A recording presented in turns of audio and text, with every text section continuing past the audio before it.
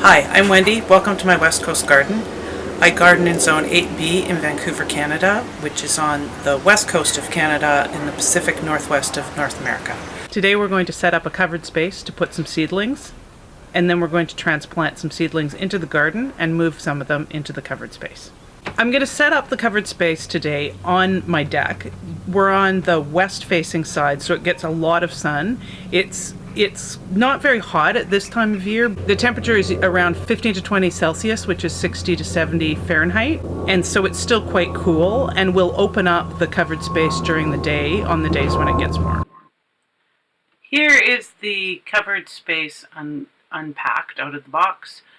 You can see it's very compact, doesn't take up a ton of space.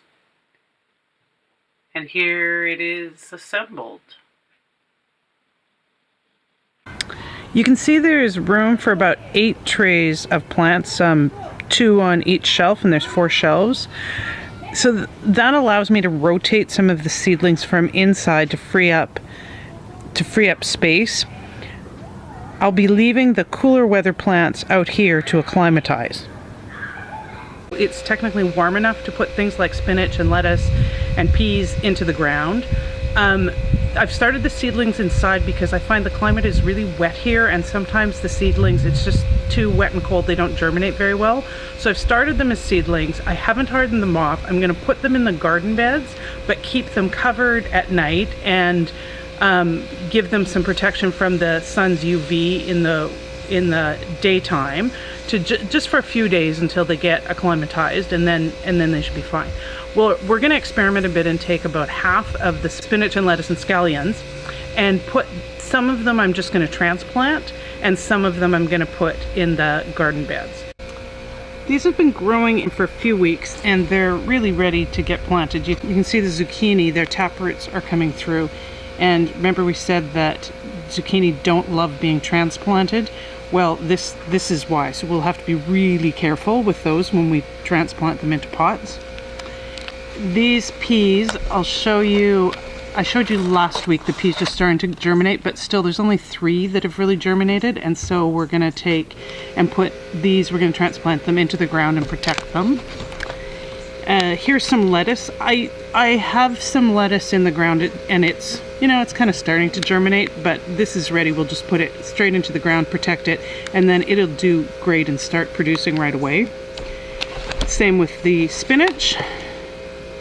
And here is another kind of lettuce. Let's see, I think that's that's a romaine. I'll maybe put that in the bed with the stuff that I tried to overwinter and see which does better. And here we have a couple of pumpkins, which I will transplant, and some cauliflower, which I'll have to look. I'm not sure if it's too early to put that out. Tomatillos definitely still need to be undercover. They can't be in the garden yet. And a melon, a melon that also will have to be transplanted into a pot.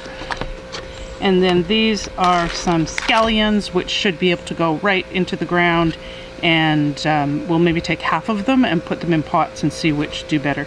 They too, you can see the roots on the bottom that they're ready to come out of the seedling mix. So these are the same seedlings we were looking at last week, and you can see they've gotten a little bit bigger. And there's the red lettuce at the front, some radishes, and then spinach at the back. And right behind where that spinach is where I'm going to plant the seedlings, which I've just got stuck in the bed over here. So I've moistened the soil a little bit and put down some manure, and we'll just poke some holes. And I've set up a little row marker of where we're going to put them. You can see that blue marker there. We're going to put them in a row right there. So I'll just poke some holes.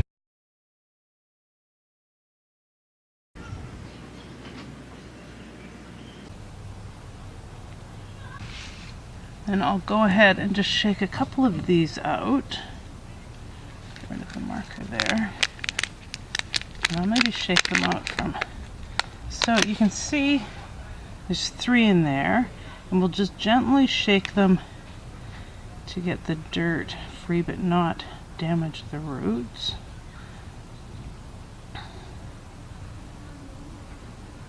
So there's the first one. You want to leave as many roots intact, obviously, as you can. So we'll just put that in the ground and then put some soil around it, firm it up there. Do the same with the next one. They could probably be a bit closer together than this, but this will do.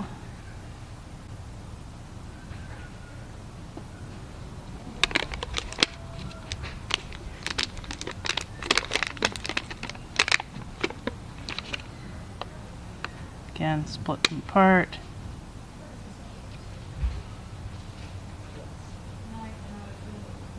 Now do the rest of the row. Now it's not so happy. It's a little bit broken. We'll see how it does. So you can see that we've got the, to the left, you've got the red stake. Those are the spinach that were planted March 2nd. Then right beside them are the ones that we just transplanted. And then in the white stake, I'm going to plant some seeds. I've got some seeds from Westcoast seeds. It's a little tough to see in the sun. And I'm just going to go ahead and plant them. My grandma's rule of thumb for planting was that you plant the seeds the same depth as the seed. So this says on the back of the package to plant 1/2 inch deep. These seeds are probably about 1/4 inch. I'm going to use my grandma's guidelines, and I'm just going to sort of create a little bit of a tunnel in the soil and plant them. And in the ground you usually plant them a little bit closer together and then thin them out, because not all of them will germinate. And so I'm just going to plant 1/2 a row here. We've got the chard in the way of the other 1/2 of the row. And then I will I'll just cover them over with about, as I said, the same depth as what the seed was, and then I'll just pat that down. I'm going to transplant into a few different containers. There are these, which are just recycled from the garden store from some seedlings I bought last year. These, which are just plastic, clear plastic cups, and then there's the larger red solo cups. And I'll wash these out with a mild bleach solution, just in case there's anything growing from last year. The other thing that I'm going to use are Jiffy pots. Jiffy pots are made out of peat, and they're really good for putting the zucchini in, because really nothing is going to want to be transplanted more than one time. It puts stress on the plant to be transplanted, and so really it's better if we just can do it this time, so that this will give them soil with nutrients in it that will sustain them until they go into the ground in between a month and 6 weeks, depending on what it is I'm planting. So I have dampened some potting soil. It's just, as you can see, it's loose, but if you squeeze it, it kind of holds together and then crumbles loosely. And what I'm going to do is I'm going to fill some of these vessels that I have prepared, and then we can plant some seedlings in them. So you just want to take, this is one of the clear cups, and put a couple of handfuls of dirt into it. And press it down a little bit. You want it to be firm, but not sort of rock solid in there. And then just poke a finger hole in it, and that's where we're going to pop the seedling into. And we'll prepare a whole bunch of these, and then we'll put the seedlings in. So there we have a tray full of various size vessels, and we'll maybe just start with the spinach. And so again, I'm just going to put one plant per one. You might be able to put more than one plant in here, but as I said, I don't really want to transplant them a second time. So you just want to put it in so it's planted at about the same depth it was. If they're fallen over, you can put them a little bit deeper.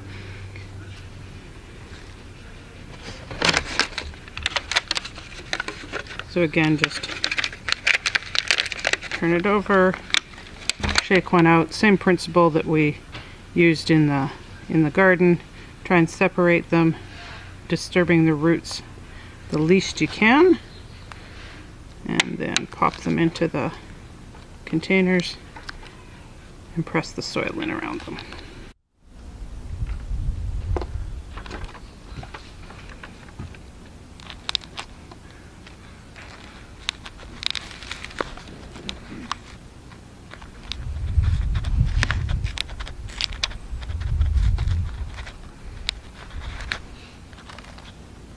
Seedlings are pretty delicate, so usually it's better if you can water them from the bottom until they get a little bit stronger so that they don't break. And again, these ones are pretty together. Some people would not try and salvage them both. They would just salvage one, but I can't stand when you thin plants throwing them out, so I try and salvage all the seedlings I can. It's my prairie roots. There we go. We have a tray of spinach, and we'll see how it does compared to the seeds and the other row of seedlings in the garden and the row that was planted at the beginning of the month. Here we have a couple of the peat pots that I have filled, and we're going to put some zucchini and some spaghetti squash in. You can see that these are ready to come out of the pot. I showed you before that their tap roots are growing quite long, and these have been kind of out in the sun all day, so they're not very happy. Whoops. These ones are faring a little bit better. These are desert zucchini, but still their tap roots are they're quite dried out because they've been sitting in the tray all day long. So we'll take one of the peat pots and put a pretty generous hole in it. I want to be able to wrap that entire root around there. I'll take one of the healthier looking ones. So that one's looking pretty good. And we'll squeeze it out. And the trick is, you can see the taproot at the bottom. It's through, these holes are quite large. These are just recycled from the nursery. And we'll try and get that taproot out all intact, but it's a bit tricky, which is why some people say not to only start zucchini and squash and cucumbers in the ground, because it's a bit tricky to transplant them without damaging the root. So I guess I'm doing this backwards. So you can see we'll try and get that to come through the hole, and it looks okay. And then what we're gonna do is we'll try and bury that in the hole, kind of wrap it around itself, and then we'll push that down. Try not to plant it a lot deeper than how it was originally. And then what we'll do is, with the peat pot, it can go directly into the ground, and so we don't have to, and because it absorbs water, you can just put it directly in the ground and then kind of tear it away, and then you don't have to disturb the roots again. So that sometimes works a little bit better for the plants with the long taproot. That's the zucchini, the squash, pumpkin, cucumber. They all have very, very similar leaves. And all of those don't love to be transplanted. But that one looks pretty good. The roots of these three plants, when I took them out of they are so intermingled that I didn't really want to put them in a pot. So what I'm going to do is I'm just going to put them in the ground here. We'll just plant them kind of pretty close together and cover them over with soil. And then we'll just put something to keep them from the cold, because they really shouldn't be out uncovered for another probably 6 weeks. It's the beginning of April, and they really can't be out overnight till mid-May. But so we'll just try this as an experiment. We're going to put them in the ground all together, and then we'll cover them, and we'll see how they do. I like transplanting the lettuces into these sort of recycled containers, recycled from the plant store, because they fit nicely into the trays, and then I can transplant them later. I like to use the plastic see-through cups for the tomatoes. These tomatoes will not stay outside. They need to come back in under the lights. It's still too cold in the night. It's getting down to probably 6 degrees Celsius. And so they'll come back inside. The reason I like these for tomatoes is that as they grow, the roots, you can see them, and when they become too root bound, you know it's time to transplant them into something larger. Thanks for joining me in my West Coast garden. We'll see you next time.